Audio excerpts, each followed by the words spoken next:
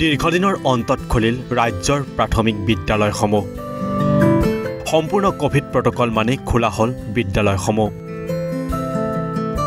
ক্ৰমাৎ কৰোনাৰ সংক্ৰমণ হ্ৰাস পোৱাৰ সময়তে শুক্ৰবাৰৰ পৰা ৰাজ্যত খোলা হ'ল শিক্ষানুষ্ঠানসমূহ।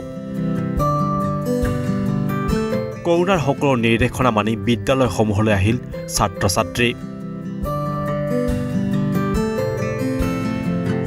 ইপিনে সকলো প্ৰকাৰৰ কোভিড গাইডলাইন মানি বিদ্যালয়ত উপস্থিত হৈছে শিক্ষক শিক্ষয়িত্ৰীসকল।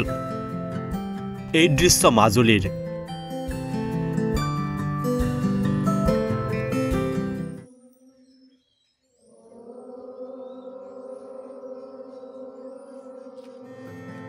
বিদ্যালয় খোলাৰ প্ৰথম দিনটোতে সমাজৰ পৰা অপায় অমংগল দূৰ হোৱাৰ কামনাৰে এগছি বন্তি জ্বলাই ভগৱানক প্ৰাৰ্থনা জনালে 112 নং নৰসিংহ সত্ৰ প্ৰাথমিক বিদ্যালয়ৰ ছাত্ৰ ছাত্ৰীসকলে। সম্পূৰ্ণ 10 মাহ বিৰতিৰ অন্তত শিক্ষা বিভাগৰ নিৰ্দেশনা অনুসৰি আমি বিদ্যালয়খন আজিৰ পৰা শুভাৰম্ভ কৰিম বুলি মাতৃগোট আৰু ছাত্ৰ ছাত্ৰীৰ সহযোগত আমি ব্যৱস্থা লৈছোঁ। ৰুমবোৰ চেনিটাইজ কৰা হৈছে আৰু ছাত্ৰ ছাত্ৰীক সম্পূৰ্ণ নীতি নিয়ম মানি চলি আজিৰ পৰা আমি আগন্তুক বৰ্ষ যাতে সকলোৰে শুভ হয় আৰু ছাত্ৰ ছাত্ৰী এই দীৰ্ঘদিনীয়া বিৰতিত যিবিলাক ক্ষতি হৈছিলে তাক যাতে পূৰণ কৰিব পাৰোঁ তাৰ বাবে আমি সংকল্প লৈছোঁ। ইপিনে নাম প্ৰসংগৰে যোৰহাটৰ এখন বিদ্যালয়ত আৰম্ভ হ'ল পাঠদান কাৰ্যসূচী।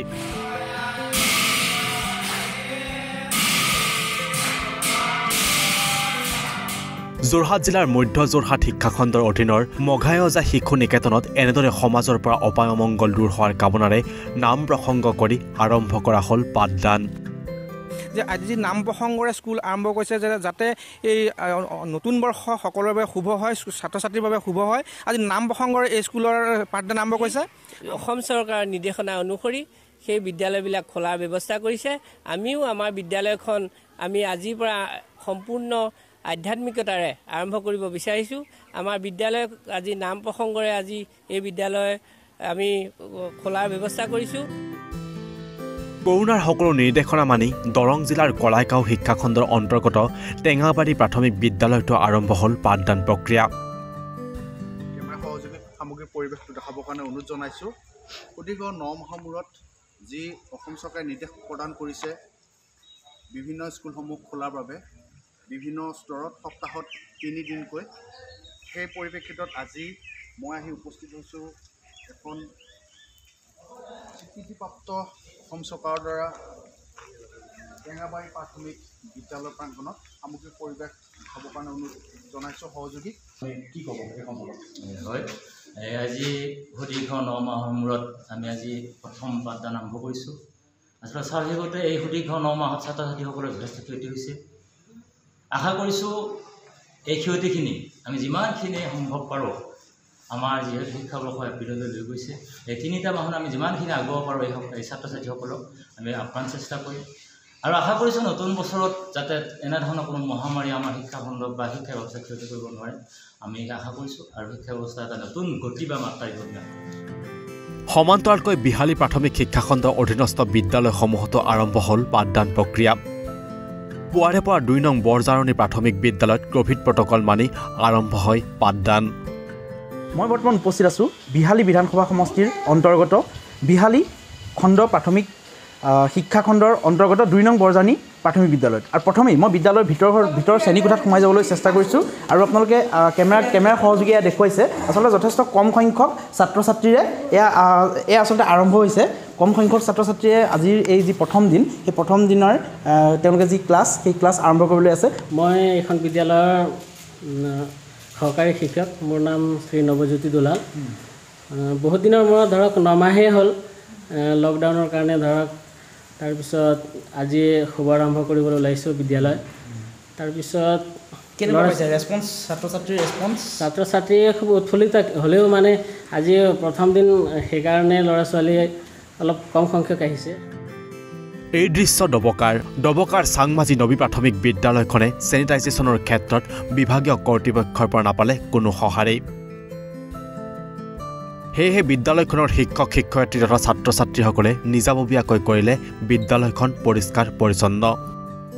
আৰু মই এই মুহূৰ্তত উপস্থিত হৈছোঁ এই ডবকাৰ চাংমাজি নবীকাৰ্বি প্ৰাথমিক বিদ্যালয়ত আৰু এই বিদ্যালয়খনৰ কিছু পৰিৱেশ মই মোৰ সহযোগী কেমেৰা পাৰ্চনক দেখুৱাবলৈ অনুৰোধ জনাইছোঁ আৰু যিহেতু বিভাগৰ পৰা এই বিদ্যালয়খনত চেনিটাইজেশ্যনৰ ব্যৱস্থা কৰিব লাগিছিলে বা চাফ চিকুণৰ ব্যৱস্থা কৰিব লাগিছিলে কিন্তু আজি দেখিবলৈ পোৱা গৈছে যে বিভাগৰ পৰা শিক্ষকসকলে কোনো ধৰণৰ সঁহাৰি পোৱা নাই আৰু সঁহাৰি নোপোৱা তেওঁলোকে নিজেই বিদ্যালয়খনত ছাত্ৰ ছাত্ৰী আৰু শিক্ষকসকলে ইয়াত চাফ চিকুণ কৰিছে বিভাগীয় কৰ্তৃপক্ষৰ ফালৰ পৰা আমি এনে কোনো মৌখিকভাৱে একো পোৱা নাই টিভিৰ সাক্ষাৎকাৰত দেখিব পাইছোঁ যে আমাক স্কুল 1 তাৰিখৰ পৰা আৰম্ভ কৰিব দিছে সেই মৰ্মে আমি পৰিষ্কাৰ পৰিচ্ছন্ন কৰিছোঁ ল'ৰা ছোৱালীবিলাকক লৈ আৰু আমাৰ স্কুলখনত এই অৱস্থা অলপ জৰাজীৰ্ণ মেৰামতিৰ বাবে বছৰি কিবা এটা অনুদান দিব লাগিছিল সেইবিলাক নিদিয়া হৈছে সেইকাৰণে আমাৰ পুৰণা স্কুলখনৰ অৱস্থা খুবেই বেয়া আনহাতে পাথাৰকান্দিত সম্পূৰ্ণ কোভিড প্ৰটকল মানি খোলা হয় বিদ্যালয়সমূহ য'ত শিক্ষক শিক্ষয়িত্ৰীৰ উপস্থিতিৰ লগতে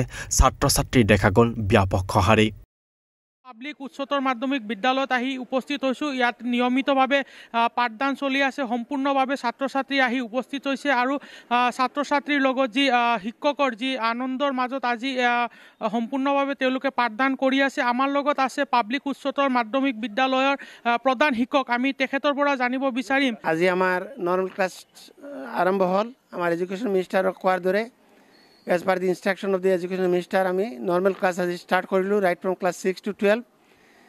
SOP মতে আগতেও ক্লাছ আছিল অল্টাৰনেটিভ ডে ক্লাছ চলিছিল আজিৰ পৰা 6 to 12 ক্লাছ চলিছে আৰু 5 আৰু 4 আৰু 5 মানডে ৱেডনেছডে আৰু ফ্ৰাইডে আৰু 1 to 3 চলিব টুইজডে থাৰ্ছডে ফ্ৰাইডে এনেকুৱা চলি আছে ব্যুৰো ৰিপৰ্ট ইছান নিউজ